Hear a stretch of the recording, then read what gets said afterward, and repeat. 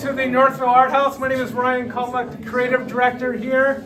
Whether you are a tourist, before or after your cemetery tour, a participating artist, a friend, family, or just a guest who loves art, welcome. We're so appreciative of you coming out tonight. We have, well, I do want to mention one thing. One of our artists, Michael Nowotny, where are you? Michael's been here about 4 or 5 times. He comes in from Wisconsin every time, so I wanted to make a little note for him.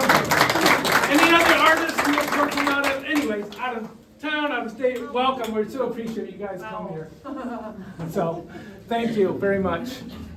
We have 2 exciting exhibits going on this evening. The first, and all year long, we've been featuring our young artists. So we have a teen emerging artist wall and hallway outside. And our artist this month is Julia Zastrow from Brighton. She's right over here.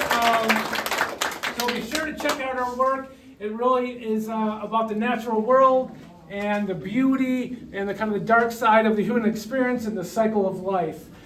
Check it out. She's got some great write-ups on it, and she asks some very poignant questions in her work. So be sure to check that out as you go up the stairs and in the hallway as well. So congratulations, Julia. Wonderful show. And those questions that Julia's asked, that's really what this exhibit's about here, is to get the viewer to ask the question, to be emotionally respond to it. And that's what Off Center is all about. It's an all-media show. We've done this now for forever. It used to be called West of Center. We tried to switch it up, get a little with the title, and try to get a little more works. And I think we've done a great job. Great submissions from all our artists here tonight. And that's really what it is. It's about presenting something unexpected, whether it's style, whether it's subject, whether it's the media. So, and the selections we have and everything else, we have our juror here tonight. He's a fantasy artist, a fine artist, an instructor, and I would like you to introduce to Dean Rogers.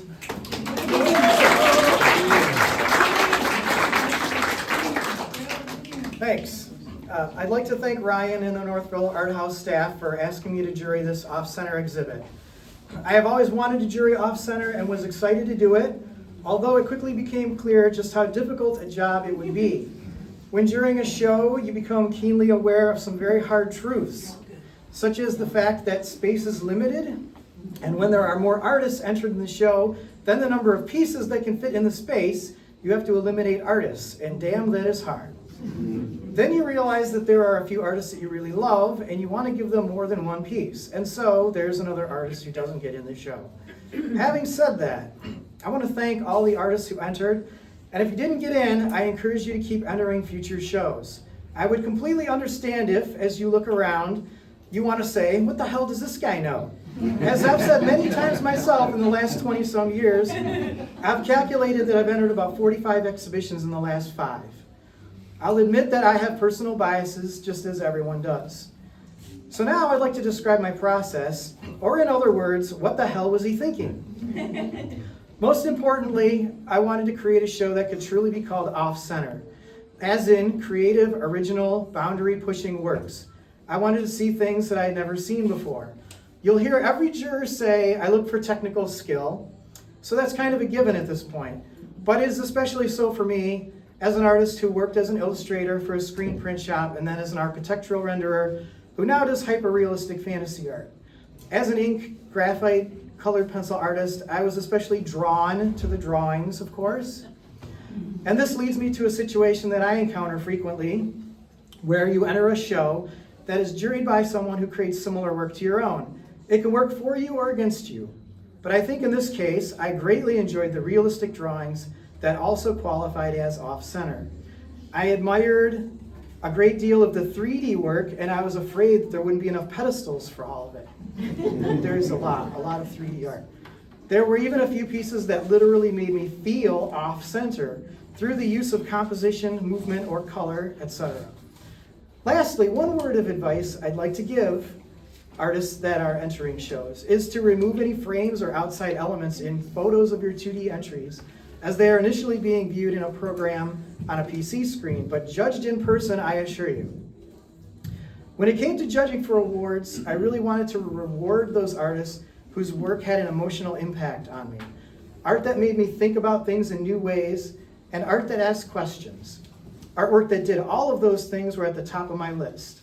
I also tried to spread out awards across mediums, styles, and subject matters. Thanks again for hearing me out, and enjoy the show.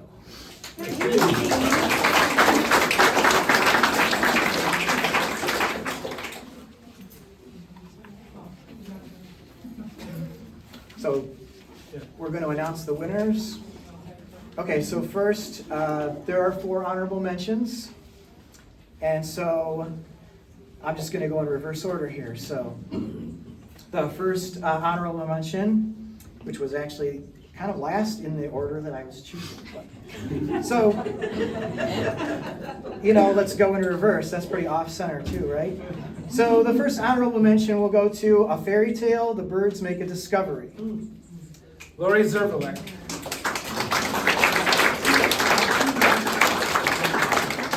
So Lori's out of town, but go ahead. Oh, she is? Okay. I'm going to say a little something about each award winner. This piece takes us to another world and asks us more questions. What are the birds discovering? Sure, there's a plant in the clearing, but why are they looking for it? Is it just me, or are those crazy roots up to no good? What's up with the chair? This piece might actually have more questions than answers, and that is the mark of a great piece of art. And check out that stippling. A lot of work went into this piece, for sure. So Lori's piece is the black and white one in the back left corner. The nature one, larger piece back there.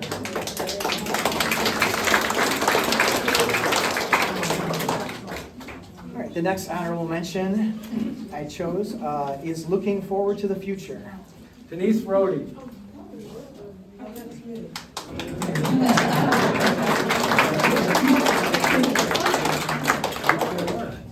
She's got an envelope. Oh, okay. I thought the wine was warded off. Denise's piece, before he starts, is in the back right corner, along the, what is that, the north wall. Thank you.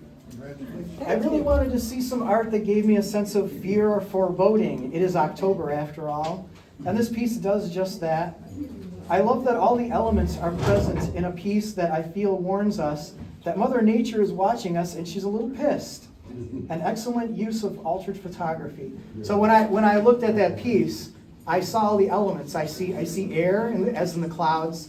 I see water in front. I see earth as the tree. And if you look at the water, there's a reflection of what looks like the sun. So you have fire.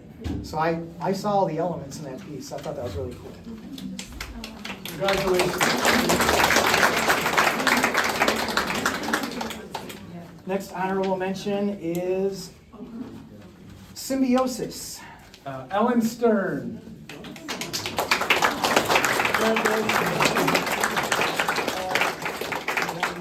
Ellen is the 3D piece on the floor on the opposite side of the wall here.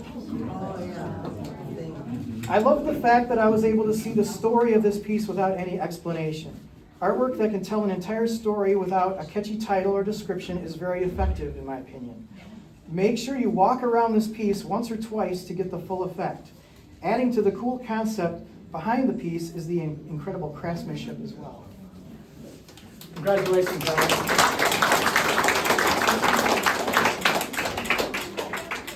Next honorable mention is Interface Motherboard. This is by Neurowax. He's right here. Thank you. There he is. All right. Congratulations.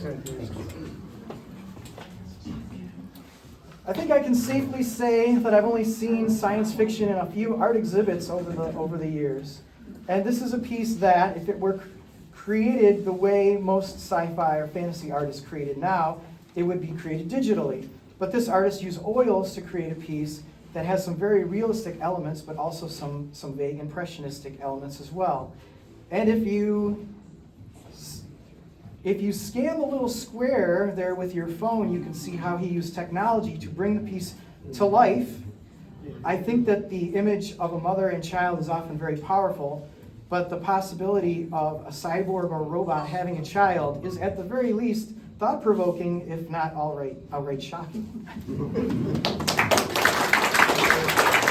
So yes, Interlex has a QR code. You want to scan there, you can see a little bit more about the painting. Also, all of the works tonight are, you have a chance to participate and give out an award. So we have a People's Choice Award. So there are QR codes around the room. You can, if you're tech savvy or have a smartphone, or if you want to go on our website later, you can go on there, learn more about the artist. There's a little bio or a statement about the artwork, and you can also vote for your favorite work. And at the end of the show on the 28th, we'll announce those that receive the most recognition will receive an award. So. Okay, so now we have the top four. So this would be third place. Yep. I chose Sacrifices to the Second Amendment. So that's Michael Farmer, and that's right behind me here. Michael's from Arizona. He's not here. Regardless of personal politics, I think everyone can feel the power of this piece. I wanted something here to make me feel angry, and this piece does that. A lot of that is thanks to the symbolism used, but it is also an interesting composition with a lot of energy and balance. I encourage artists to continue to speak freely through their art. Congratulations, Michael. And then second place, Insights. Crystal Schumacher.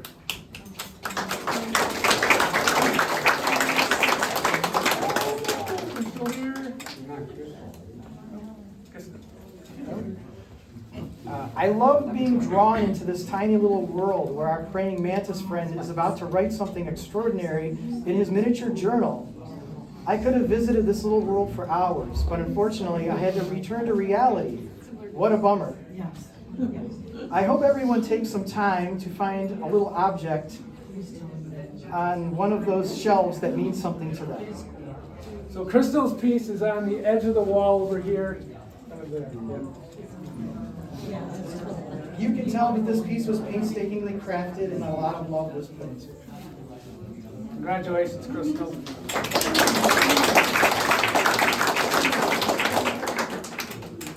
And then first place, Broken Dream.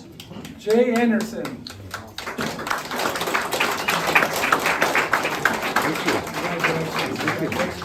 Broken Dream is on the back wall here. Though the title of this piece is Broken Dream, I felt many other emotions from it. I feel some sadness, but also wistfulness and even some hope. Maybe we are saying goodbye as we blow those petals away, but with loss comes the possibility of something new. This piece creates these powerful feelings in me because it is so wonderfully rendered. It is incredibly realistic, but it has also been softened, which can be difficult to achieve with graphite, especially on a hard surface. Congratulations.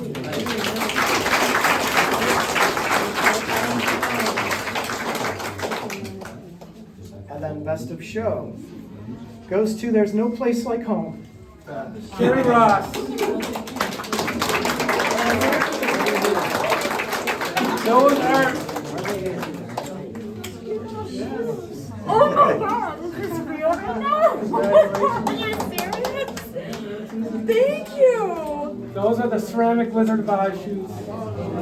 Oh my gosh. Wow, thank you so much. Congratulations. There's no doubt that The Wizard of Oz is one of the most influential stories of all time. This is especially true for me, and why this piece brings back so many memories and emotions.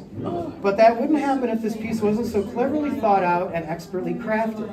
You really have to walk all around these shoes to see all the detail. And bringing 6 characters to life in the form of high-heel shoes, who would think of that? This artist did. And I feel like that level of creativity should be rewarded. Oh my God.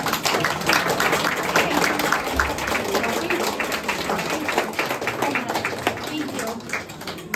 Thank you, Dean, so much. Dean is an accomplished colored pencil artist himself and a signature status for the Colored Pencil Society of America. So we appreciate his time and expertise. Thank you to all the artists who participated in this wonderful show this year. If you are interested in purchasing the piece, you can come see me. If you want to join the tours outside, go out there. But otherwise, enjoy the evening. Thank you so much.